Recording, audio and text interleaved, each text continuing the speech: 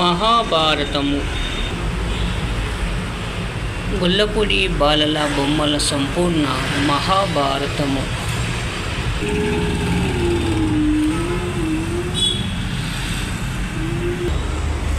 సింహముతో ఆడుచున్న భరతుడు చిన్న తనము నుండి అజేయ పరాక్రమవంతుడైన పులులు సింహాలతో ఆడుకొనుచుండేవాడు.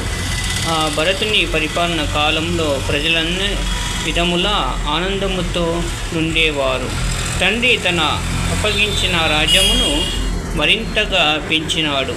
మరెన్నో విధములుగా రాజ్యమును అభివృద్ధి చేసినాడు. ఈ విధముగా భరతుని వలన పెరిగిన రాజ్యమునకు భరతఖండము భారతము అని పేరు వచ్చినది.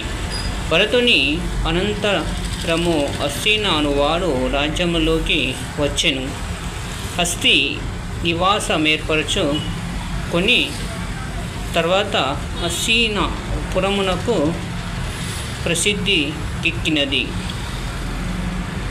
హాసి తర్వాత మరికొంతమంది రాజులు పాలనలోకి వచ్చిన ఆయన తర్వాత చెప్పుకోదగిన వాడు శాంతనుడు. అతడు ప్రజారంజకముగా రాజ్య పాలన చేచుండేది వాడు.